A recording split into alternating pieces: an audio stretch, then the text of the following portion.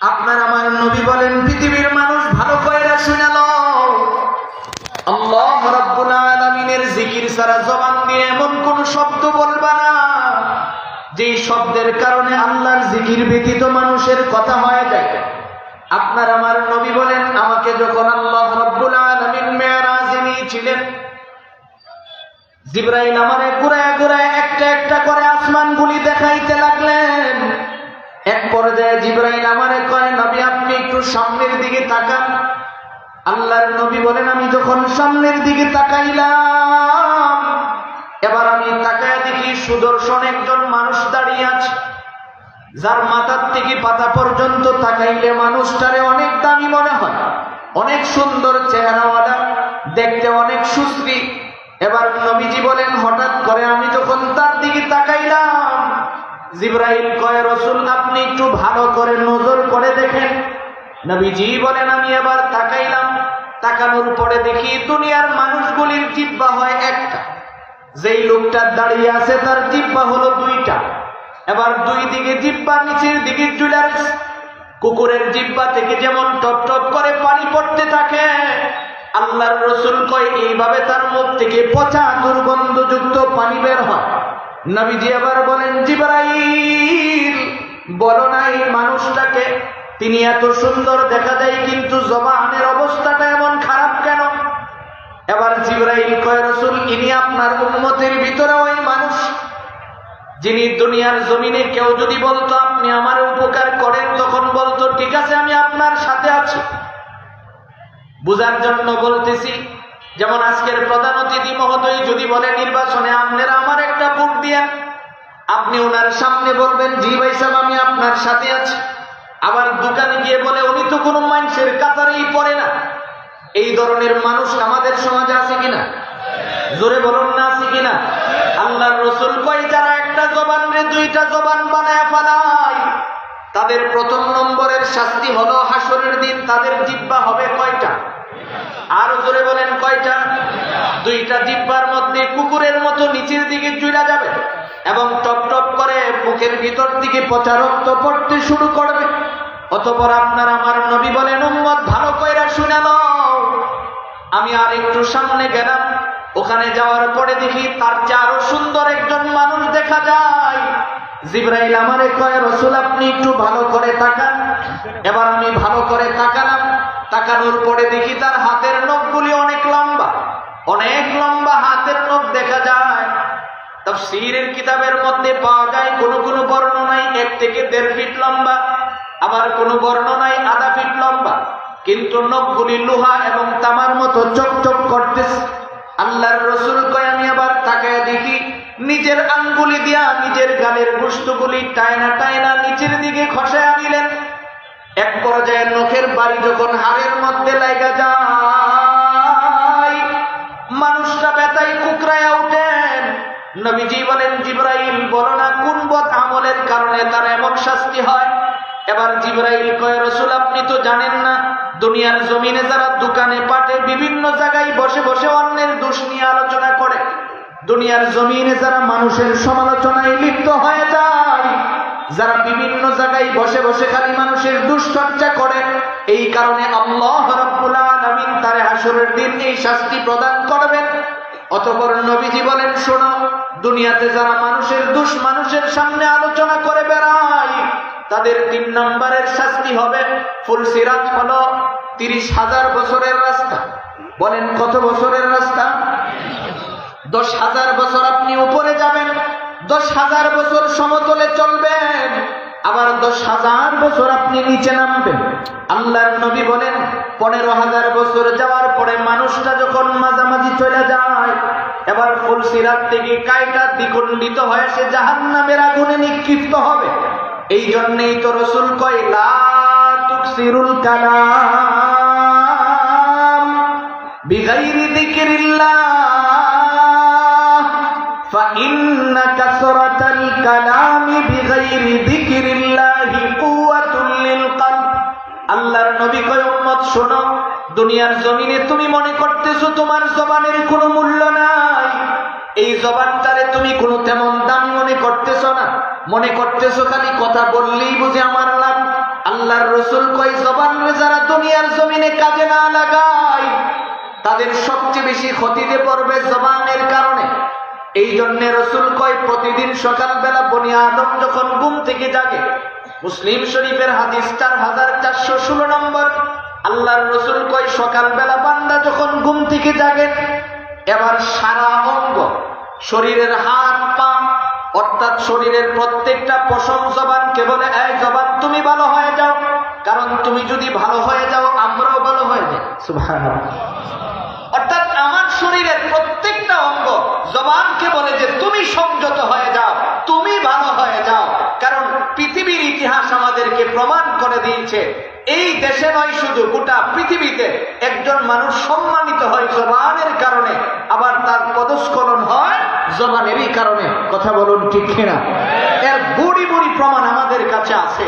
আমাদের দেশেও এমন কিছু কিছু শব্দ চয়ন হয়েছে যে শব্দের কারণে একেবারে হিরুত থেকে জিরুতে নেমে গেছে। হয় না এরকম? কাজে আমার চেয়ে আপনারা ভালো জানেন। আমি শুধু আপনাদেরকে এই কথাটা বুঝাতে চাই যে আল্লাহ রাব্বুল আলামিন আমাদেরকে যে জবানটা দিয়েছেন, আমি মনে করতেছি আমার এই মুখ ছোট্ট একটা জিনিস, এখান থেকে আমি যে কোনো শব্দ বের করি, আল্লাহ রাব্বুল আলামিন কয় শব্দটা বের করার আগেই তুমি বুঝে নিও এখান থেকে যেই শব্দ বের হবে সঙ্গে সঙ্গে এই শব্দটা কে লিখবেন? ফেরেশতা। বলেন কে লিখবেন? দুইজন ফেরেশতা রেডি আছে। এবার শুনেন, আপনাদেরকে 2 নম্বরের দৃষ্টান্ত শোনাই। আল্লাহর রাসূল বলেন, শোনো, কেউ যদি খালি তার জবানটাকে সেভ করে, এই যে দেখেন আপনি ইসলামপুর আদর্শ গ্রাম দারুল মাআরিফ কিন্ডারগার্টেন হাফিজিয়া কওমি মাদ্রাসা, এই মাদ্রাসায় আপনি যদি আপনার একটা বাচ্চাকে নিয়ে যান, কেবল আপনি তাকে মাদ্রাসায় নিয়ে গেলেন, এখনো সে হাফেজও হয় নাই, কোরআনের তিলাওয়াতও শুরু করে নাই, আল্লাহর রাসূল বলেন ওই জায়গায় যাওয়ার কারণে তার জবানটা এত দামি হয়, বান্দা খালি তার জবান দিয়ে একটা শব্দ বের করে। কয়টা শব্দ? একটা শব্দ খালি বের করে। বের করার সঙ্গে সঙ্গে আল্লাহ রাব্বুল আলামিন 3 জন মানুষকে জান্নাতের সার্টিফিকেট প্রদান করেন। সুবহানাল্লাহ। قال النبي صلى الله عليه وسلم إن المعلم إذا قال للصبي قل بسم الله الرحمن الرحيم كتب الله براءة للصبي وبراءة للمعلم وبراءة لأبويه من النار. আপনার আমার নবী বলেন, উম্মত শোনো, দুনিয়ার জমিনের কোন মানুষ যখন তার বাচ্চাটারে নিয়ে মাদ্রাসায় হাজির হয়ে যায়, উস্তাদের সামনে যাওয়ার পরে উস্তাদ যখন বলে তুমি আমার সাথে বলো বিসমিল্লাহির রহমানির রহিম, এই শব্দটা খালি বাচ্চা তার জবান থেকে বের করে, আল্লাহর রাসূল কয় আল্লাহ রাব্বুল আলামিন সঙ্গে সঙ্গে 3টা সার্টিফিকেট দেন। 1 নাম্বার, কাতাবাল্লাহু বারাআতান লিস-সাবি, যেই বাচ্চাটা তার জবান দিয়ে বিসমিল্লাহ পড়লো, এই শব্দটা পড়ার কারণে আল্লাহ রাব্বুল আলামিন জান্নাতীদের কাতারে তার নাম লিখাবে। সুবহানাল্লাহ। 2 নম্বরে নবীজি বলেন যে উস্তাদ কষ্ট করে তারে পড়ায়, তার নাম জান্নাতীদের কাতারে লেখা হয়। 3 নম্বরে আল্লাহর রাসূল কয় যেই মা বাবা কষ্ট করে এই সন্তানকে মাদ্রাসায় পাঠালো, আর যেই মানুষ এই সন্তানকে 3 বেলা খাওয়ার ব্যবস্থা করে দিল, এই উভয় জনকে আল্লাহ রাব্বুল আলামিন জান্নাতীদের সার্টিফিকেট প্রদান করেন। সুবহানাল্লাহ। এখন আমার ভাই বলুন তো দেখি, যে এই যে আমি দেখতেছি আমার জবান ছোট্ট একটা জিনিস, আমি যা খুশি তা বলতে পারতেছি, কিন্তু আমি যে বলবো একটা সময় আমার এই জবানের হিসাব কার কাছে দিতে হবে? জোরে বলুন না, কার কাছে? আল্লাহ তাআলার কাছে। আল্লাহ কোরআনে কারিমায় বলেন হাসরের দিন তোমাকে ডাকবেন, ডাইকা বলবেন ইকরা কিতাবাক, এই মানুষ তুমি তোমার কিতাব পড়ো। তাফসীরের কিতাবে আসছে আপনার যে কিতাবটা হবে কত বড় জানেন? আপনার চোখ যতদূর যায় ততটুকুন লম্বা। এবার ফেরেশতা যখন বলবেন আল্লাহর নির্দেশ তুমি পড়ো, আপনি চিন্তা করতেছেন আমি তো বাংলায় সুন্দর করে পড়তে পারি না, তাহলে আমি এটা পড়বো কি করে? তাফসীরের কিতাবে আসছে ইকরা কিতাবাক, শব্দটা বলার সঙ্গে সঙ্গেই আপনি অনর্গল ট্রুলি আরবি পড়তে শুরু করবেন। সুবহানাল্লাহ। এবার আপনি বলবেন মালি হাদাল কিতাব, এটা আবার কেমন কিতাব? লা ইউগাদির সাগীরাতান ওয়ালা কাবীরা ইল্লা আহসাহা। আফসোস করে কইবেন যে আল্লাহ, এই কিতাবটা কে লিখছে, যার ভিতরে আমার রাতের অন্ধকারের একটা গুনাহ ছুটে নেই, যার ভিতর থেকে পৃথিবীর কেউ দেখেন নাই, কিন্তু আমি নীরবে একটা কাজ করছি, এই কাজটাও এখানে লেখা আছে। এই মর্মে আপনি ভালো করে বুঝেন যে আপনার যদি এত পরিমাণের দোষ থাকে, আমার এত পরিমাণের অন্যায় আছে, যেটা আমার যদি সন্তান জানে তাহলে আমাকে বাবা বলে স্বীকার করবে না, এলাকার লোকজন জানলে আমার কাছে আসবে না, অথচ আমি করি কি, আরেকজনের দোষ নিয়ে ব্যস্ত থাকি। সারাদিন দোকানে, পাটে, স্টলে, যেখানে বসি ওখানেই খালি অন্যের সমালোচনা করি। এমন স্বভাব আমাদের ভিতরে নাই? বলেন আছে কিনা? কিছু কিছু মানুষ তো এমনও আছে যারা দোকানে পাটে বসে বলবে এরা কোনো মানুষ হইল, সব ধ্বংস হয়ে গেছে, আমি সারা দুনিয়ার ভালো মানুষ বলতে কেউ নাই। আল্লাহর রাসূল বলেন মান হালাকান নাস ফাহুয়া আহলুকু, যে বলে যে দুনিয়া ধ্বংস হয়ে গেছে, সমস্ত মুসলিম ধ্বংস হয়ে গেছে, আল্লাহর রাসূলকে ও নিজেই ধ্বংস হয়ে গেছে, যার কারণে সে সবাইয়ের ধ্বংসশীল মনে করে। এখন আসুন 3 নম্বরের হাদিসটা শোনাই। মনে করেন আপনি আমাদের প্রধান অতিথি মহোদয়ের একটা দোষ বললেন, বুঝানোর জন্য বলছি যে আপনি বললেন যে তিনি নামাজ পড়েন নাই আজকে এশারে, বুঝানোর জন্য এই কথাটা বলছি। আপনি যে দোকানে বসে ওনার ব্যাপারে এই কথাটা বললেন, নামাজ এটা কার হক? বলেন কার হক? আল্লাহর হক। তাহলে তিনি আল্লাহর হক নষ্ট করলে তিনাকে মাফ কে করবেন? বলেন কে করবেন? আপনি যে ফাত্তর ভাঙার সময় ইনার দোষ কইলেন, আপনি তো তার হক নষ্ট করলেন, তো আপনাকে কে মাফ করবে?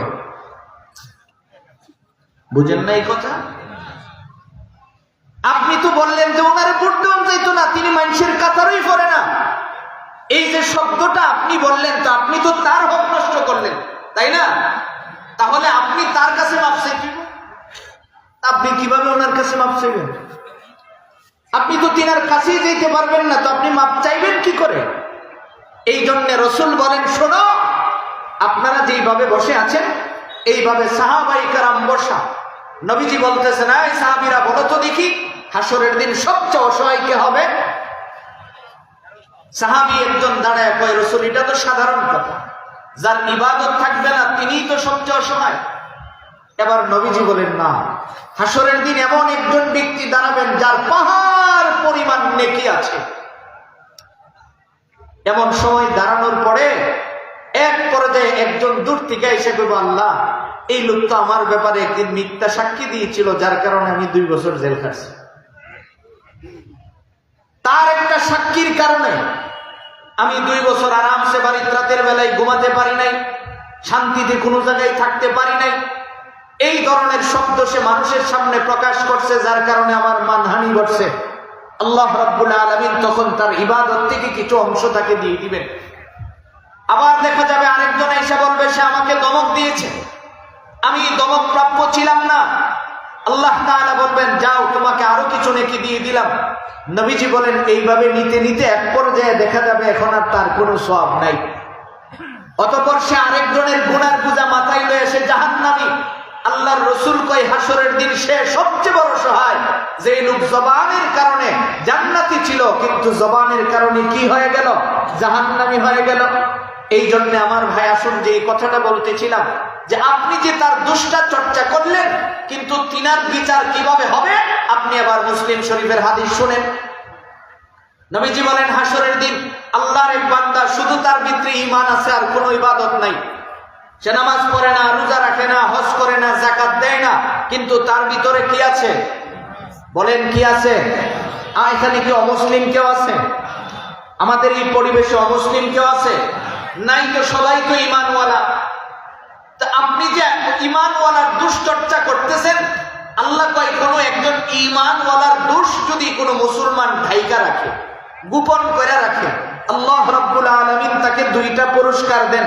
একটা হলো দুনিয়াতে আল্লাহ তার সমস্ত দোষ ঢাইকা রাখেন, 2 নাম্বার পরকালে সমস্ত দোষগুলি জাহান্নামে ফেলে দিয়া ওই বান্দাটাকে আল্লাহ বিনা হিসাবে জান্নাত দিয়ে দেন। তাহলে মানুষের সমালোচনা কইরা লাভে পড়তে হয় না লসে যেতে হয়? কথা বলুন, লাভ হয় না লস হয়? অথচ দুষ দায়িকা রাখলে কি হয়? লাভ, লস নাই, লাভের শেষ নাই। এবার শুনেন, রসুল কয় ওই ঈমানওয়ালা বান্দা এক জায়গায়, আল্লাহ তাআলা আমার এই দুইটা আঙ্গুলের দিকে তাকালে বুঝবেন, হাদিসের কিতাবে আসছে রসুল কয় এই দুইটা আঙ্গুল যেমন কাছাকাছি, এমন আল্লাহ এবং বান্দা দুইজন কাছাকাছি বসে। বসার পরে রব্বুল আলামিন রহমতের চাদর দিয়া দুইজনকে ডাকেন, আল্লাহ এবং বান্দা এখন রহমতের চাদরের নিচে। আল্লাহ এবার তারে দেখে কইব, ওই তুই এই কামটা কেন করলি? সঙ্গে সঙ্গে তিনি বলবেন যে রব, এটা আমার ভুল হয়ে গেছে। বাস তার বলতে দেরি রব্বুল আলামিন বলবেন, যাও, তোমারে আমি যে রহমতের চাদরের নিচে ঢুকাইছি এই চাদর মুড়াইয়া তুমি জান্নাতে চলে যাও। এখন আপনার কাছে আমার প্রশ্ন, তিনি তো আল্লাহর কাছ থেকে ক্ষমা নিয়ে জান্নাতে চলে গেলেন, আর আপনি যে মানুষের সামনে সমালোচনা করলেন, আপনি কোন জায়গায় গেলেন? আপনি কোথায় গেলেন? আপনার কি লাভ হলো আপনি বলেন? এই কথার দ্বারা এখন আপনারা আমার এতটুকুন সময়ে যেই কথা বললাম, এর দ্বারা যেই জিনিসটা বুঝাইতে চেষ্টা করলাম, বলুন তো দেখি আমাদের জবান এটা দামি না কম দামি? আরো জোরে বলুন না, দামি না কম দামি? এই জবানকে দামি বানানোর দরকার আছে কিনা? জোরে বলুন, আছে কিনা? যদি থাকে তাহলে আপনাদেরকে এবার আমি দুইটা হাদিস শোনাবো। এই দুইটা হাদিসের দ্বারাই আপনি আপনার জবানকে দামি কিভাবে বানাবেন ডিসিশন আপনার, আমার শুধু দায়িত্ব আপনাকে শোনানো। মুয়াজ্জিন বুঝেন আপনারা? কারে কয় যে হাতুড়ি দিয়া পাথর ভাঙে? জি, আজান দেয়। তো মুয়াজ্জিনের কাম আজান দেও, লাড়ি দিয়া বাইরে মুসল্লি আনো? আমার ভাষা বুঝেন আপনারা? জবানের কারণে মানুষের কি ক্ষতি হয় ছোট্ট একটা দৃষ্টান্ত শোনাই। আশরাফ আলী থানভী রহমতুল্লাহি আলাইহির কাছে এক মহিলা গেছে, যাই কই, মৌলানা আমার একটা তাবিজ দেন। ও কিসের তাবিজ? কই আমার স্বামী ক্ষেতের থেকে যখন বাড়িতে আসে আইসাই লাড়ি দিয়ে আমারে বাড়ি শুরু করে, আপনি তাবিজ দেন আমার স্বামী যেন আর কোনোদিন আমারে ফিডা না দেয়। থানভী রহমতুল্লাহ আলাইহি বলেন, তোমার স্বামী কি করে? খেতে কাজ করে, কৃষক মানুষ। মাইর কোন সময় দেয়? ক্ষেতের থেকে যখন বাড়িতে ঢুকে আমারে মাইর শুরু করে। থানভী রহমতুল্লাহ আলাইহি বললেন, তুমি এক কাজ করো, তোমার স্বামী যখন বাড়িতে ঢুকবে তখন তুমি তোমার বাড়ির টিউবওয়েল থেকে অল্প একটু পানি নিয়ে নিজের মুখের ভিতরে দিয়া মুখটা বন্ধ করে চুপচাপ বসে থাকবে। স্বামী বেচারা ক্ষেতের থেকে আসছে, আইসা লাঠি দিয়ে দুইখান বাড়ি যখন মারছে, এরকম শু করে পানিটা স্বামীর নাক বরাবর মারছে। বলেন তো রাগ আগের সে বাড়ছে না কমছে? পিঠা তো আরো 3 গুণ বেড়ে গেছে। পরের দিন দৌড়ে যায়, কই থানভী কি তাবিজ দিলাম, মাইর তো বেড়ে গেছে। আশরাফ আলী থানভী রহমতুল্লাহ আলাইহি বলেন, এক কাজ করো, তোমার যে আমি তাবিজটা দিছি তুমি কিভাবে ব্যবহার করছো? কয় কেন? মুখে পানি দিছি। তারপর যেই 2 খান বাড়ি দিছে সাথে সাথে তার নাক বরাবর পানি মারছি। থানভী রহমতুল্লাহ আলাইহি বলেন, আমি কি তোমাকে পানি মারতে বলছি? কোন এটা তো বলো নাই, তো মারলা কেন? আগামীকাল থেকে পানি মুখের ভিতরে দিয়ে চুপচাপ বসে থাকবে। আমার ভাই, আপনারা বলুন তো দেখি, আপনি যদি কাউকে একটা গালি দেন, তিনি যদি রিপিট না করে দ্বিতীয়বার তাকে গালি দিতে মনে চায়? বলেন না মনে চায়? যদি আপনি কাউকে একটা প্রহার করেন, তিনি যদি দ্বিতীয়বার আর কোনো শব্দ উচ্চারণ না করে, আপনি কি আর প্রহার করতে পারবেন? পারবেন না। 1-2 দিন এইরকম করে করে 1-2টা করে বাড়ি দিলেন, এরপর আর দেয় না। 3 দিন 4 দিন পরে দেখা গেল মারপিট টোটালি অফ হয়ে গেছে। এবার মহিলা আশরাফ আলী থানভী রহমতুল্লাহি আলাইহির কাছে যায় জিজ্ঞেস করে, এই মাওলানা বলো তো দেখি, তুমি আমাকে তাবিজ দিলা, টিউবওয়েল আমার, পানিও আমার, জবানও আমার, হাতও আমার, তো আমি পানি উঠাই আমার মুখে দেই, কিন্তু পিঠা বন্ধ হয়ে গেল, মায়ের পিঠ বন্ধ হয়ে গেল, তুমি পানিতে কোনো ফুও দিলা না, কারণটা কি আমাকে একটু বলো তো? আশরাফ আলী থানভী রহমতুল্লাহ আলাইহি হিসাব নিকাশ করে কই, মা আমি অনেক চিন্তা ফিকির করে দেখছি তোমার জবানটা বেশি ভালো না। কারণ তোমার স্বামী যদি তোমার একবার আঘাত করে, তুমি বলো যে আমি তো সদ্রি বংশের মেয়ে, আরেকটা দিয়া দেখো, এবার দ্বিতীয়টা মারার পরে আরেকটা বুলেট মারো এরকম, তখন সে আবার তা আমি হিসাব করে দেখছি তোমার জবানটা বেশি ভালো না।